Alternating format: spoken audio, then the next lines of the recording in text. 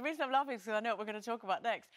In this day and age, many couples will have, well, done the deed well before marriage, but there's still an allure, shall we say, around the wedding night. But what is the reality? Well, we asked you, did you consummate your marriage on your wedding night? And over half of you said that you didn't. So, Denise, do you think that there is a pressure to consummate your marriage on your wedding night? No, I've had 3 marriages. Yeah. So have you. Yeah. And I remember on the first one, I wasn't speaking to him because he made me leave the party. He made me leave the party and I didn't want to, so speaking to him. When I was married to Tim, I was pregnant and fell asleep because it had been a long night. And with Lincoln, we just got sober, so we remembered everything about the wedding. So we sat up till about 5 o'clock talking. I have to say as well, it was making me laugh because whenever I say Lincoln, yes, there's a show that I watch in America which is called Watch What Happens Live. It's my favourite show.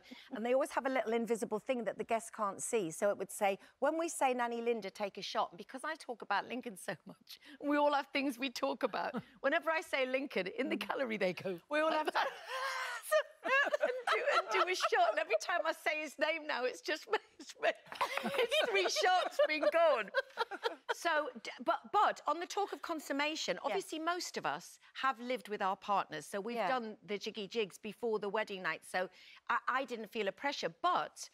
If you don't consummate your marriage, these are the legal, voidable reasons to annul a marriage. If it was not consummated, so if you haven't had sex with the person you married since the wedding day, you can annul the marriage. Other reasons, if the other person had an STD when you got married, you can annul the marriage. And if your spouse was pregnant by someone else when you got married, you can annul the marriage. Gosh. Just saying. What do you think about all this, Saira?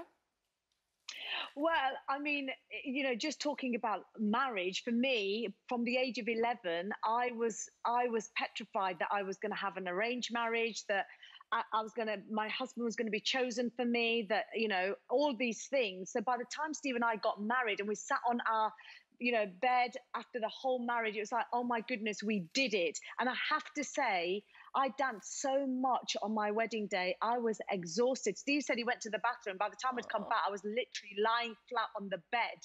I was exhausted. So no, we didn't. And but you know, I lived with Steve before I got married. But you know what's interesting is that actually even today, many cultures around the world, they still have these blood or I think they're called sheet ceremonies, where women are supposed to be virgins on their wedding day, and once they've, you know, done the thing, they bring the sheets out to show, look, the girl was a virgin. There should be blood on the sheets. And, you know, for me, that is just, oh, can you imagine? And also I read that in this country, because of the fear of not letting blood on your wedding day, girls have actually gone and had hymen surgery in this country to prove that, you know, to sort of say that they haven't had sex before marriage. And I think it just drives the wrong behaviour, and it's just very sad. Well, I think that's sort of where the whole idea of it came from. But obviously, you know, nowadays, like you say, most people are living with their partners and that sort of thing.